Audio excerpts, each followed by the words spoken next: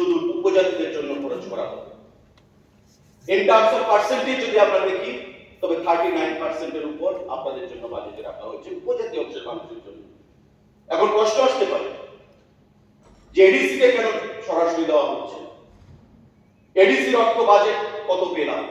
আমার প্রশ্ন আপনাদের কাছে, আজকে যারা আগরতলা শহরে আছেন, বসবাস করছেন উপজাতি অংশের মানুষ, অনিমেষ বাবু আগরতলাতে থাকেন, অধিকাংশ সদস্যরা আগরতলা তাদের একটা অ্যাড্রেস রয়েছে। আগরতলায় থাকার সময় কি আপনারা উপজাতি নন? আপনাদের প্রত্যেকের পরিবার যারা কৃষ্ণনগরে থাকেন, অভয়নগরে থাকেন, লালবাহাদুরে থাকেন, প্রত্যেকের পরিবার আপনারা এডিসিতে রয়েছে, এডিসির সঙ্গে আপনারা যুক্ত রয়েছে। আজকে এই যে 5,608,72 টাকা যেটা এডিসি আমাদের উপজাতিদের জন্য আমরা রাখা হয়েছে, বিগত দিনে 25 বছরের সরকার আপনারা দেখেছেন সিপিআই কি বলতো। সিপিআই এর বন্ধুরা উপজাতিদের দরদের কথা বলতো, আর যেই নেতার সমর্থনে আপনারা কথা বলছেন বা আপনার দলের যিনি সুপ্রিমো, সেই রাজ পরিবারের সদস্য, সেই রাজ পরিবারের বিরুদ্ধে তারা কথা বলতো। কি বলতো তারা? যে ত্রিপুরার মহারাজারা রাজ্যটাকে ঠকিয়েছে, ত্রিপুরার মহারাজারা রাজ্যের উন্নয়নে কোনো ভূমিকা নেই। প্রাক্তন মুখ্যমন্ত্রী থেকে শুরু করে এডিসি, প্রাক্তন সিএম রাধাচরণ দেববর্মা থেকে শুরু করে প্রত্যেকটা বড় বড় নেতা তাদের রাজ পরিবারের বিরুদ্ধে কথা বলেছে। আমাদের সরকার এসে রাজ পরিবারকে সেখানে মর্যাদা দিয়েছে। বীর বিক্রমের নামে আমাদের আগরতলা ইন্টারন্যাশনাল এয়ারপোর্টকে উৎসর্গ করেছে। বীর বিক্রমের জন্মদিনে ছুটি ঘোষণা করা হয়েছে। রাজবাড়িকে হেরিটেজ বিল্ডিং হিসেবে ঘোষণা করা হয়েছে। কোটি কোটি টাকা ব্যয় করে ট্যুরিজমের আন্ডারে সেখানে রাজাদেরকে স্মরণীয় করে রাখার জন্য সেখানে আমাদের লাইট এন্ড সাউন্ড সিস্টেম করা হয়েছে ট্যুরিজম দপ্তরের আন্ডারে। এটা আপনাদের কাছে লজ্জার বিষয়। মাননীয় তীব্রাবতার বন্ধুদেরকে আমি বলবো, আজকে সেই সদস্যরা জিতেন বাবু আপনাদের জন্য দরদ হয়ে গেল। ফ্লোর অ্যাডজাস্টমেন্ট হচ্ছে, একসঙ্গে ওয়েলনেমে বিরোধিতা করছে, ওয়াচ এন্ড ওয়ার্ডসের সঙ্গে ধস্তাধস্তি হচ্ছে, আপনাদেরকে সাসপেন্ড হতে হচ্ছে। এদের ফাঁদে পা দেবেন না মাননীয় বন্ধুরা, আপনি আপনাদেরকে বলুন, যখন যেমন তখন তেমন। 77-78 কথা মনে করবেন, ওই যারা বলছে আমার বন্ধুরা, আমরা শুনেছি দেখিনি, কিন্তু শুনেই যে ভয়াবহ চিত্র চোখের সামনে ফুটে উঠে, ক্ষমতায় থেকে কিভাবে ছাত্র রাজনীতি থেকে আমরাও রাজনীতি করি, আমরাও দেখেছি ক্ষমতায় থাকলে সিপিআই এক ধরনের থাকে, ক্ষমতা থেকে যখন চলে যায় তখন একটা সাহারা খুঁজে, যেটা পশ্চিমবাংলায় আমরা দেখেছি। যে কংগ্রেস পশ্চিমবাংলায় আন্দোলন করতে গিয়ে 55,000 মানুষকে গুলিয়েছে, খুন হয়েছে, সেই কংগ্রেস সিপিআই এর সঙ্গে নির্লজ্জের মতো, বেহারের মতো জোট করেছে। মানুষ তাদের উচিত শিক্ষা দিয়েছে, একটা আসনও জয়যুক্ত করে। আর এ রাজ্যেও যারা বিগত দিনে সিপিএম বিরোধী লড়াই করেছে, মেকি লড়াই আমি বলবো, আজকে তারাই নিজেদের স্বার্থের জন্য কংগ্রেস সিপিআইএম সেখানে অ্যালায়েন্সকে বাম গ্রেস হিসেবে যেটাকে আখ্যায়িত করা হয়েছে, মানুষ তাদেরকে বিসর্জন দিয়েছে বন্ধুরা। সুতরাং আমি আপনাদেরকে আহ্বান জানাবো, এই বাজেট, যে বাজেট আমরা আমাদের মাননীয় মুখ্যমন্ত্রীর নেতৃত্বে আমাদের অর্থমন্ত্রী পেশ করেছে, সেই বাজেটকে আপনারা নিঃশর্তভাবে সমর্থন করুন। আমি আমার কাঠমোশনে আসছি, সম্মানিত বিরোধী দলনেতা অনিমেষ দেববর্মা কাঠমোশন এনেছেন, need to open fair price shop in every ADC village wherever there is no fair price shop building. আমি আপনার জ্ঞাতার্থে জানাতে চাইছি যে ত্রিপুরা রাজ্যে 2054টি রেশন শপ রয়েছে, তার মধ্যে আমাদের যে 527টি এডিসি ভিলেজ কমিটি রয়েছে, প্রতিটি ভিলেজ কমিটি একটা করে ফেয়ার প্রাইস শপ রয়েছে। তার থেকে বেশি এই 2054টি রেশন শপের মধ্যে 712টি রেশন শপ, সরকারি ন্যায্য মূল্যের দোকান আমাদের এডিসিতে রয়েছে। আপনি নিশ্চয়ই জানবেন যেটা একটা নিয়ম রয়েছে যে একটা রেশন শপ করতে গেলে মিনিমাম 400 কার্ড থাকতে হবে। আগে থাকতো 800, 1000, 1200, 1400। আমরা সেটাকে বাইফার্কেট করেছি যে একটা রেশন শপ তার মধ্যে 1000 কার্ড, 1200 কার্ড, মানুষকে 5 কিলোমিটার, 7 কিলোমিটার, 10 কিলোমিটার দূরে যেতে হচ্ছে রেশন আইডি বানানোর জন্য। আমাদের সরকার আসার পর সিদ্ধান্ত গ্রহণ করা হয় এবং সেই রেশন শপের সংখ্যা বৃদ্ধি করা হয়। মিনিমাম 400 কার্ড যেখানে থাকবে সেখানে একটা রেশন শপ পাওয়া যেতে পারে। তার উপর 500-600 কার্ড থাকলে কোনো আপত্তি নেই। আজকে তাই রেশন শপের সংখ্যা বৃদ্ধি হয়ে 2054টা রেশন শপ হয়েছে আমাদের রাজ্যে। এবং আমাদের উদ্দেশ্য হচ্ছে যারা বুনুরিয়াং শরণার্থীরা রয়েছে তাদেরকেও, তাদের জন্য 17টি রেশন শপ সেখানে লক্ষ্যমাত্রা রাখা হয়েছে রাজ্যের বিভিন্ন স্থানে, যাতে কোথাও তাদের রেশন আইডি পেতে এখানে অসুবিধার সম্মুখীন হতে না হয়। মাননীয় উপাধ্যক্ষ মহোদয়,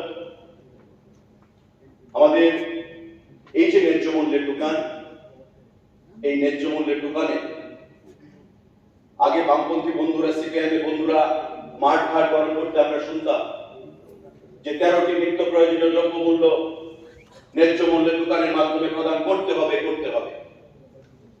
নিজেরা দিতেন না, সরকারে ছিলেন, কেন্দ্রীয় সরকারের বিরুদ্ধে চিঠি তুলতেন, কথা বলতেন, কৃষকদের কাছ থেকে ধান ক্রয় করতে হবে। দিল্লির বঞ্চনা আমরা পাচ্ছি না। আর গরিব মানুষ, অসহায় মানুষ, তাদেরকে ভুল পথে পরিচালিত করতেন, ওই নেতাদের কথা বিশ্বাস করতেন। তারা সরকারের থেকে তারা দিতে পারলো না। আমাদের দল বিরোধী দলে যখন ছিল, সরকারে আমরা আসি,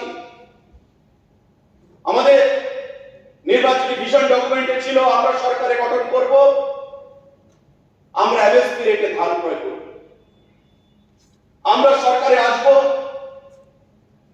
আমরা 13টি নিত্য প্রয়োজনীয় শুধু দ্রব্য নয়, তার বাইরে এসেনশিয়াল কমোডিটিস, নন পিডিএস আইটেম যেগুলো রয়েছে সেই জিনিসগুলো আমরা রেশন শপের মাধ্যমে প্রদান করব।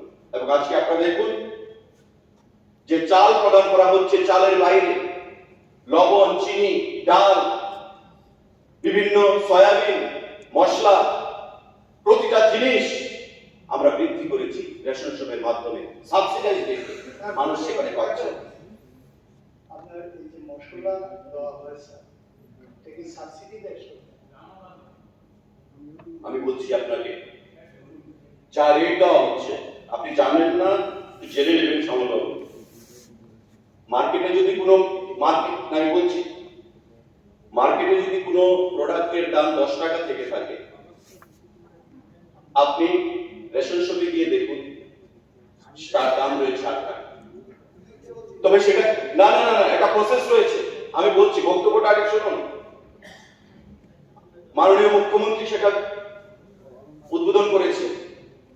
ন্যায্য মূল্যে আমরা রেশন শপের মধ্যে পিডিএস আইটেম থাকবে এমন নয়, বাধ্যবাধকতা নেই, অন্য জিনিসও থাকতে পারে, কারণ মানুষকে সার্ভিস দেওয়াটাই হচ্ছে আমাদের কাছে শেষ কথা। মানুষ কম দামে জিনিস পাবে, তার জন্য আমরা রেশন শপের মধ্যেই যেটা বাজারে 10 টাকা সেটা রেশন শপে আমরা 8 টাকা দিয়ে মানুষকে দিচ্ছি। আপনাদের মতো 13টা নিত্য প্রয়োজনীয় দ্রব্য মানুষকে দিতে হবে সেটা নয়। আমরা কাজে বিশ্বাস করি, স্লোগানে নয়, মানুষকে ভুল পথে পরিচালিত করার জন্য নয়। আমি যে কথা বলছিলাম মাননীয় উপাধ্যক্ষ মহোদয়, তো মাননীয় বিরোধী দলনেতা যে কাকমোশন এনেছে, সেই কাকমোশন আমি মানতে পারছি না, তা সবিনয় আমি প্রত্যাখ্যান করছি। এবং মাননীয়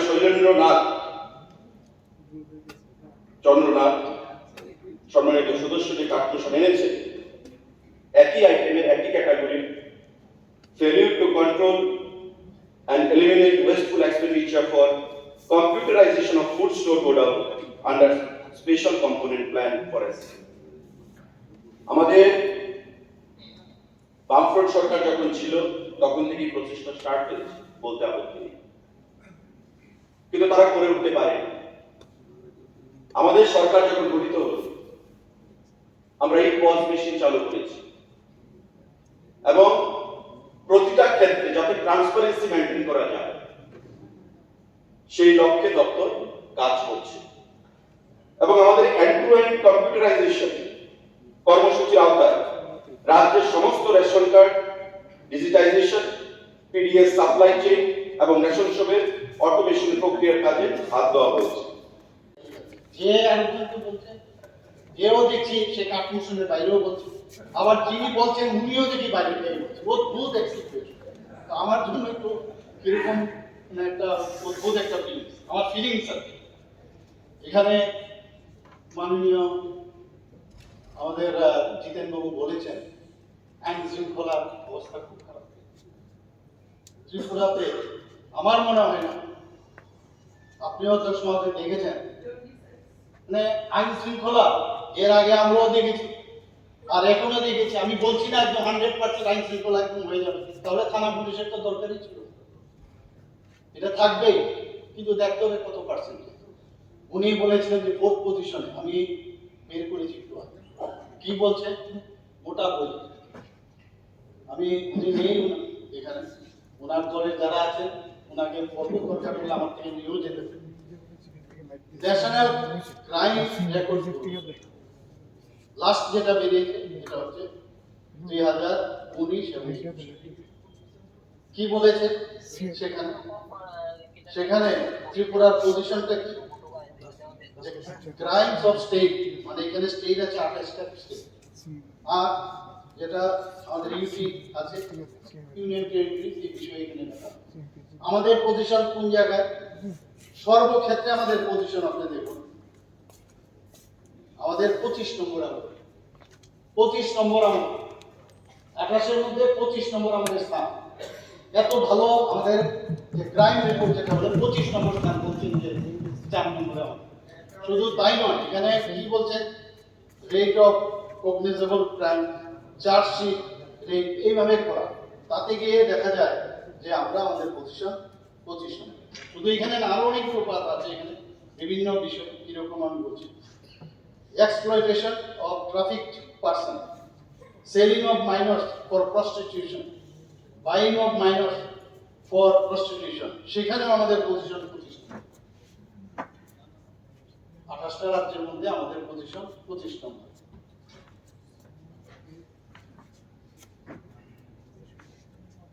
Importation of girls from foreign country, other kidnapping and abduction, human trafficking, সেখানেও আমাদের পজিশন 25।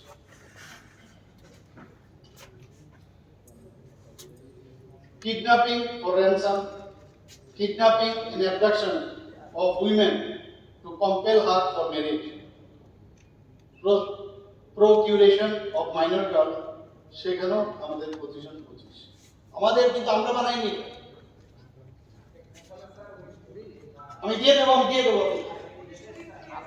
19 করে লাস্ট যেটা বেরিয়ে, আমি এটাই বের করলাম। স্কুলে তো স্যার অনেক আগে এইভাবেই ওদের বের করে হয়, লেটেস্ট পজিশন যেটা আছে 2020 সেটা বলছি। Kidnapping and abduction, other kidnapping and abduction for the purpose of begging, kidnapping and abduction in order of murder, সেখানেও আমাদের পজিশন 25। এরকম প্রচুর, মানে আমি একটা মোটামুটি আমি বুঝাতে চেয়েছি যে এইগুলো কিন্তু ওনারা দেখেন কোন কোন হেডের উপর বিশেষ করে এগুলো চর্চা হয় এবং মানে পজিশনটা কোন জায়গায় আছে স্টেটে সেগুলো বোঝানোর জন্য। তো বলছে যে এখানে আইন নেই, ওইটা কি রিপোর্ট দিয়েছে, তো যে কথাটা বলতে চান বারবার বলি, আমরা কিন্তু ভাষণে বলি আমরা নিচের দিক থেকে আমরা 3 নম্বরে আছি, 4 নম্বরে, আমরা প্রায় এসে বলতাম, কিন্তু আজকে যেহেতু জিতেনবাবু এই কথাটা উঠিয়েছেন তো বাধ্য হয়ে আমি এটা বের করলাম একটু আগে, এটা আমার রিপোর্ট। এখানে সবাই বলেছেন, যেহেতু আমি নিজে একজন চিকিৎসক, খালি আমার থেকেই সবাই বলছেন যে চিকিৎসক হয়ে প্রফেসর, ডক্টর এভাবে বলে বলে আমাকে সম্বোধন করে, তো ভালো। আমি উদাহরণ দিচ্ছি, সম্প্রতি রাজ্য সরকারের কয়েকটি গুরুত্বপূর্ণ সিদ্ধান্ত আমরা কি দিয়েছি গোপালবাবুর উদ্দেশ্যে বলছি, কয়েকটা খুব ভালো ভালো আমরা ডিসিশন নিয়েছি। চিকিৎসক ও স্বাস্থ্যকর্মীদের সুবিধার্থে ১,৬৮৮.৬২ লক্ষ টাকা পেয়ে রাজ্যের ৬টি হাসপাতালে যে স্টাফ কোয়ার্টার নিয়ে কথা হয়েছে, অনেকেই বলেছেন স্টাফ কোয়ার্টার নির্মাণ করবো। কত? ১,৬৮৮.৬২। এগুলো কোথায় কোথায়? Borakha PSC, Ranirbazar PSC, Anandabazar PSC, 18 PSC, Machhmara PSC, Sonamura CSC. সব জায়গার মধ্যে আমরা যে সব জায়গায় আমাদের নজর আছে এটা বলার চেষ্টা আমি এখানে করছি। এবং আমরা অনেক সময় বলি যে action is better than word. আমরা কিন্তু কাজের মাধ্যমে আমরা পরিচয় দিতে হবে, করব হবে কিনা। তো সেই বাজেটের যে বাজেট নিয়ে কথা হচ্ছে, যে বাজেটে এটা নেই সেটা নেই, তো এখানে রাজ্য ভিত্তিক হাসপাতাল আপনারা সবাই জানেন আমাদের 6টা আছে, জেলা ভিত্তিক হাসপাতাল 6টা, মহকুমা হাসপাতাল 15টা, কমিউনিটি হেলথ সেন্টার 21টি, প্রাইমারি হেলথ সেন্টার 119টি, আরো হচ্ছে 100 পিএসসির জন্য আবার আমরা বাজেটে রাখা হয়েছে। হেলথ সাব সেন্টারে 999টি, ব্লাড ব্যাংক খুব ইম্পর্টেন্ট ফর আস।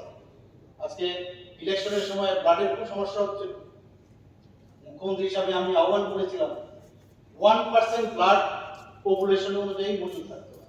অর্থাৎ যদি 40 লক্ষ লোক হয়, আমাদের 40,000 ইউনিট ব্লাড ব্যাংকে থাকবে। সেই জায়গায় দাঁড়িয়ে এই প্রথমে রেকর্ড 42,000 আমাদের প্রায় উন্মুক্ত হয়ে গেছে। মানুষ সমস্ত জায়গা থেকে আমি ধন্যবাদ দেব যারা আমাদের এই আহ্বানে সাড়া দিয়েছেন। তো এখানে যে সরকারি আমাদের ব্লাড ব্যাংক আছে 12টা, বেসরকারি আছে 2টো, ব্লাড কম্পোনেন্ট সেপারেশন ইউনিট আপনারা জানেন যে এখানে প্লেটলেটস আছে, ডব্লিউবিসি আছে, আরবিসি আছে, প্লাজমা আছে। আগে কেউ তো হোল ব্লাড দিয়ে দিত, আমরা ছোটবেলায় দেখতাম, এবং অনেক জায়গায় আছে শিশুদের যদি হোল ব্লাড দেন কিন্তু সেপারেটর ছিল না, সেপারেশন করার উপায় ছিল, ওর লাগে কিন্তু আরবিসি কেন, এতে লোড করে যেত, হার্টের প্রবলেম হতো, পেশেন্ট এক্সপায়ার। তো সেই জায়গার মধ্যে এখন আমাদের এই কম্পোনেন্ট যে সেপারেশন ইউনিট 6টা, সরকারি 4টা, বেসরকারি 2টা। ব্লাড স্টোর করার জন্য দরকার একটা মিনিমাম টেম্পারেচার আছে 4 ডিগ্রি 6 ডিগ্রি এরকম, সেই জায়গার মধ্যে ব্লাড স্টোরেজ সেন্টার আমাদের 7টা আছে। তো স্বাস্থ্যের দিক দিয়ে, স্বাস্থ্য পরিষেবার দিক দিয়ে এবং স্বাস্থ্যকে কিভাবে উন্নত মানের করা যায় আমরা সেই দিশায় কিন্তু কাজ করছি। দিশাহীন না, দিশা নিয়ে আমরা কাজ করছি। এখানে পরিবার কল্যাণ ও রোগ প্রতিরোধ অধিকারের সাফল্য 3টি নতুন সামাজিক স্বাস্থ্য কেন্দ্রের বিল্ডিং এর উদ্বোধন করা হয়েছে। সেগুলো কোথায়? বক্সনগর সামাজিক স্বাস্থ্য কেন্দ্র এবং স্টাফ কোয়ার্টার সহ ওমপি সামাজিক স্বাস্থ্য কেন্দ্র, 10টি স্টাফ কোয়ার্টার সহ 10 শয্যা বিশিষ্ট মতিনগর পিএসসির নতুন বিল্ডিং এর উদ্বোধন করা হয়েছে।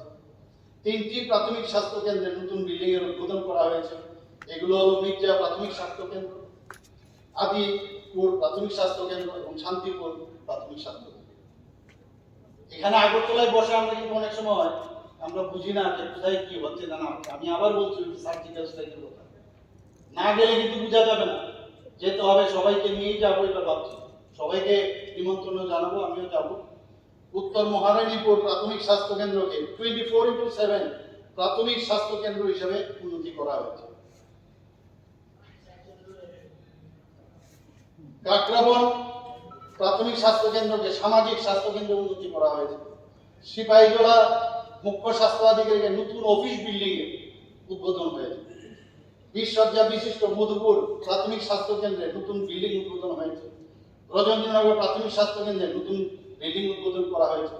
দুই কর্ম হাসপাতালকে প্রাথমিক স্বাস্থ্য কেন্দ্রে উন্নতি করা হয়েছে।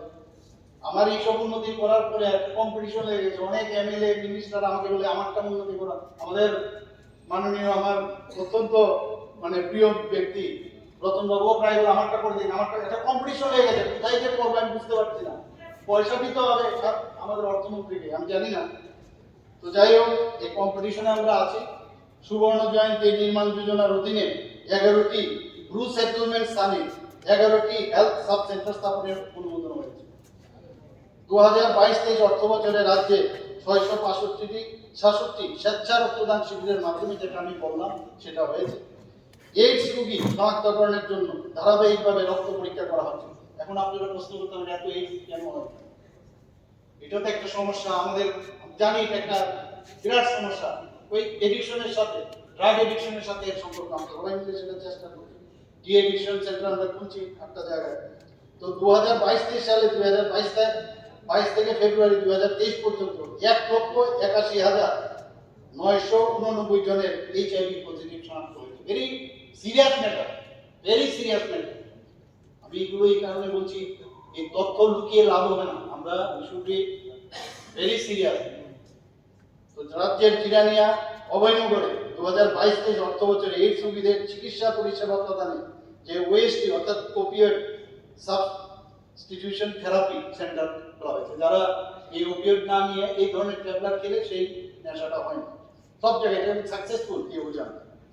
এছাড়াও কাঞ্চনপুর মহকুমা হাসপাতাল, গন্ডাছড়া মহকুমা হাসপাতাল, উদয়পুর মহকুমা হাসপাতাল, অমরপুর মহকুমা হাসপাতাল, বিশ্রামগঞ্জ প্রাথমিক হাসপাতাল, শান্তিবাজার জেলা হাসপাতাল, করবুক মহকুমা হাসপাতাল, সাবরুম মহকুমা হাসপাতাল, মোহনপুর জেলা হাসপাতাল, স্যাটেলাইট ওএসটি সেন্টার বা ওএসটি পরিষেবা চালু হয় সব জায়গায়।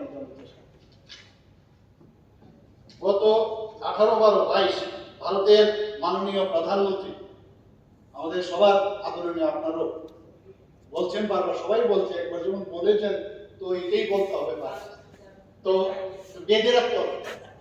তো উনি এই যে ডেন্টাল করে, সরকারি ডেন্টাল করে, উনি আগরতলায় যখন আসলেন সেটা উনি ইনোগ্রেশন করেছেন। এজেএমসি এবং জিবিপি হাসপাতালে সুপার স্পেশালিটি ব্লক, আমি গতকালও বলার চেষ্টা করেছি, নিম্নলিখিত 7টি ডিসিপ্লিনের কাজ শুরু হয়েছে। Cardiology, cardiothoracic vascular surgery, CTVS, neurology, neurosurgery, urology, medical gastroenterology, surgical gastroenterology. তো এখন তো এইসব কাজের জন্য বাইরে যেতে হয় না। আমি যেটা বললাম, মানুষের বিশ্বাস টানতে হবে। আমাদের অনেকে বুঝে না যে এখানে এটা সম্ভব, তো আস্তে আস্তে হবে আবার বিশ্বাস। কারণ একটা সময় ছিল 35 বছরে যে এখানে কিছুই হয় না, কিছুই হয় না। বেশিরভাগ ইভেন্ট মানে বড় বড় নেতা যাদের কোন এক সময় কেনেন বলছিল এই 35 বছরে মোটা হয়ে গলা কাটা হয়ে গেছে, তারাও কিন্তু দেখা গেল কোথায় কোথায় এইমস এবং সমস্ত জায়গায়। আমার টেঙ্গোলিস গতকালও বলেছি, আমি আগরতলায় করেছি অপারেশন। তো এই যখন আমাদের আগরতলা জিবি হাসপাতালে এই ধরনের আমরা স্পেশালিটি রেখেছি, মানুষের কাজ লাভ হচ্ছে। 18 আগস্ট 2022 থেকে ধলাই জেলা হাসপাতালে গোলাইতে ট্রমা কেয়ার সেন্টার এনআরসি এবং 25 বেডের অক্সিজেন সাপোর্ট পেডিয়াট্রিক ওয়ার্ড চালু হয়। আমি নিজেও ওখানে গেছি, সেই উদ্বোধন আমি নিজেই করেছি। গুমতি জেলা হাসপাতাল উদয়পুরে ট্রমা কেয়ার সেন্টার চালু হয় 16 ডিসেম্বর 2022 এবং 31 ডিসেম্বর দক্ষিণ জেলা হাসপাতাল শান্তিবাজারে, যেটা কালকে আমি তার জিজ্ঞাসা করেছি। 30 শয্যা বিশিষ্ট পানিসাগর কমিউনিটি হেলথ সেন্টার থেকে 11 ফেব্রুয়ারি 2022 50 শয্যা বিশিষ্ট মহকুমা হাসপাতাল হিসাবে উন্নতি করা হয়। 30 শয্যা বিশিষ্ট কুমারঘাট কমিউনিটি হেলথ সেন্টার থেকে 26 মার্চ 2022 50 শয্যা বিশিষ্ট কুমারঘাট মহকুমা হাসপাতাল হিসাবে উন্নতি করা হয়। 30 শয্যা বিশিষ্ট করবুক কমিউনিটি হেলথ সেন্টার থেকে 16 নভেম্বর 2022 50 শয্যা বিশিষ্ট করবুক মহকুমা হাসপাতাল হিসাবে উন্নতি করা হয়।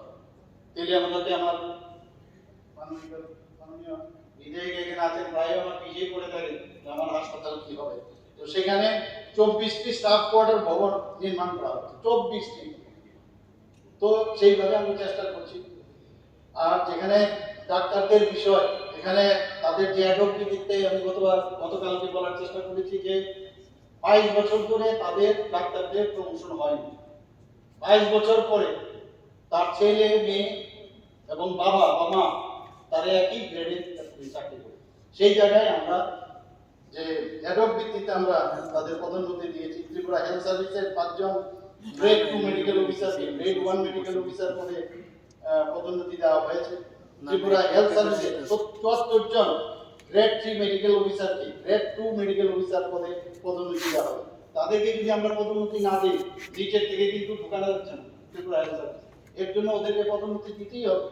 ত্রিপুরা হেলথ সার্ভিসে 295 জন, এই কারণে এটা সুবিধা হয়েছে গ্রেড 4 মেডিকেল অফিসারকে গ্রেড 3 মেডিকেল অফিসার পদে পদোন্নতি দেওয়া হবে।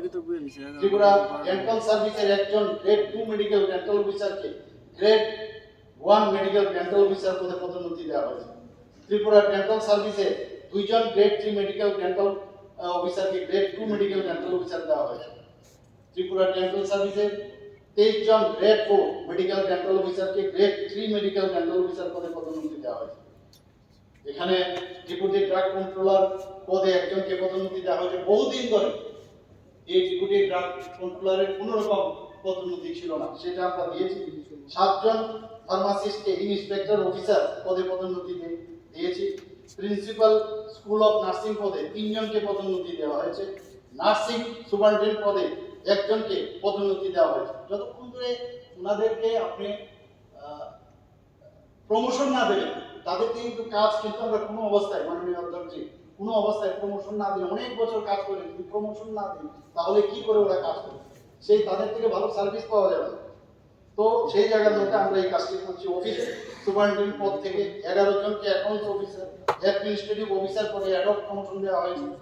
ডেন্টাল সার্জনদের এক্স ক্যাডার পদ থেকে, অনেক ডেন্টাল সার্জন এক্স ক্যাডার ছিল, তাদেরকে আমরা এন ক্যাডার করেছি আমরা, এবং তাদের ডেন্টাল গ্রেড 4 পদে ত্রিপুরা ডেন্টাল সার্ভিসের অধীনে সংযুক্ত করা হয়েছে। একজন মেডিকেল অফিসার হোমিওকে 2018 সালে স্টেট পে ম্যাট্রিক্স লেভেল 14 অনুসারে অ্যাডক ভিত্তিতে নিয়োগ করে আমরা ওনাদেরকে নিয়মিত করেছি। এখানে অনেক সময় বলে যে নিয়োগ হয় না। ত্রিপুরা পাবলিক সার্ভিস কমিশন কর্তৃক নির্বাচিত 34 জন ডাক্তারকে ত্রিপুরা ডেন্টাল সার্ভিসের অধীনে medical officer dental grade 4 medical officer পদে নিয়োগ করে দেওয়া হয়েছে। ত্রিপুরা সরকারের স্বাস্থ্য পরিবার কল্যাণ দপ্তরের অধীনে স্টাফ নার্স নিয়ে আমাদের সিপিএম এর আমাদের লিডার বলছিলেন যে এখানে লিখিত পরীক্ষা সম্পন্ন হয়েছে, ইলেকশনের কারণে সেটা সম্ভব হয়নি, সেটারও এই স্টাফ নার্সদের তাদেরও এর মধ্যে ঠিক সময়ে ঠিক কাজটা হবে, ঠিক সময়ে ঠিক কাজটা হবে। এখানে জিআরবিটির কথা আপনি বলেছেন, দেখবেন হঠাৎ করে জিআরবিটি রেজাল্ট বেরিয়ে গেছে। আমরা কোনো জায়গায় আটকাবো না, কর্ম নিশ্চিত এতটুকু আশ্বাস করতে টাইন হার্নেসে অধীনে 35 জনকে এলডিসি পদে স্থির বেতনে নিয়োগপত্র দেওয়া হয়েছে। টাইন হার্নেসে অধীনে 30 জনকে গ্রুপ ডি পদে স্থির বেতনে নিয়োগপত্র দেওয়া হয়েছে। 5 জনকে কম্পিউটার পদ থেকে ইন্সপেক্টর পদে অ্যাডক ভিত্তিতে পদোন্নতি দেওয়া হয়েছে। 6 জনকে ফিল্ড ওয়ার্কার পদ থেকে এলডিসি পদে অ্যাডক ভিত্তিতে পদোন্নতি দেওয়া হয়েছে। 20 জন গ্রুপ ডি পদ থেকে ড্রাইভার পদে পদোন্নতি দেওয়া হয়েছে।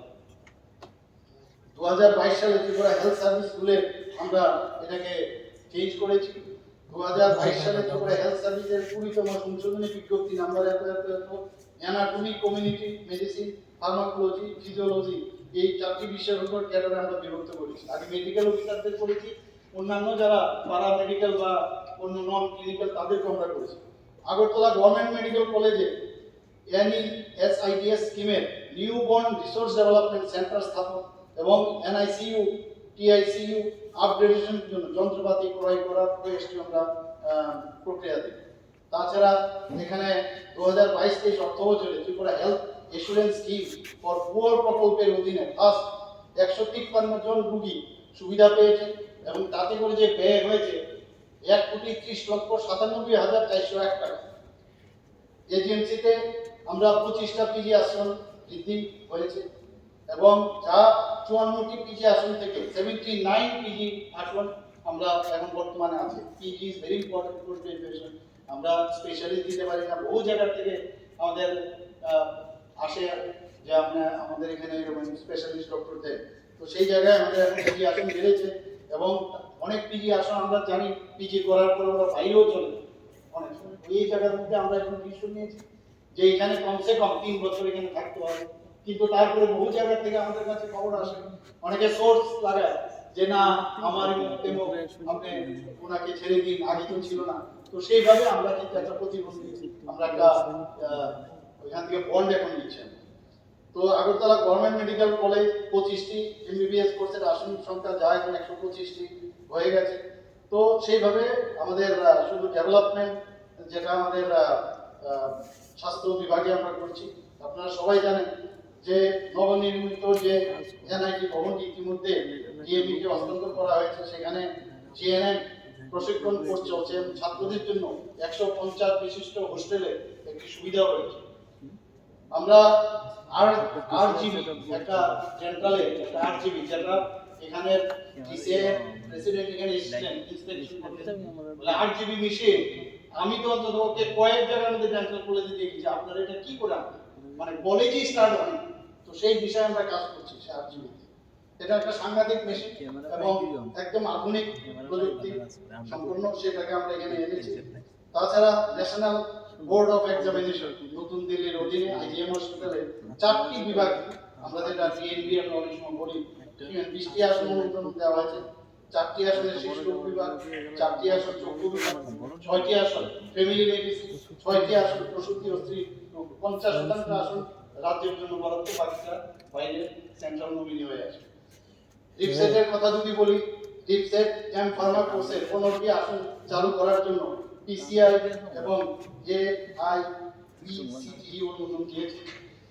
তাছাড়া আমাদের গভর্নমেন্ট মেডিকেল কলেজে আমাদের 5 বছরের জন্য যে এনএমসি থেকে 100 আসনের অনুমোদন আমাদের পার্মানেন্ট আমরা দিয়েছে, বারবার আসে ওরা, সেই অনুমোদন পেয়েছি আমরা। এখন এই গভর্নমেন্ট মেডিকেল কলেজ এমবিবিএস করছে 17th ব্যাচের ভর্তি সম্পন্ন হয়েছে। 17th ব্যাচ দুনিয়ার রেসিডেন্ট নন একাডেমিক নিয়োগ প্রক্রিয়া সম্পন্ন হয়েছে, নিয়োগ পত্র জারি হয়েছে। আগরতলা গভর্নমেন্ট মেডিকেল কলেজে সিসিটিভি লাগানো হয়েছে। অনেক হয়তো বলতে পারেন যে সিসিটিভি লাগানো হয়েছে তাহলে চুরি হয় কি করে? চোর একমাত্র যারা কাউকে ভয় পায়। আমি অনেকগুলো, আমার একজন সাব ইন্সপেক্টর একজন বলছিল যে আমার বাড়িতে চুরি হয়েছে, অনেক আগের কথা বলছি।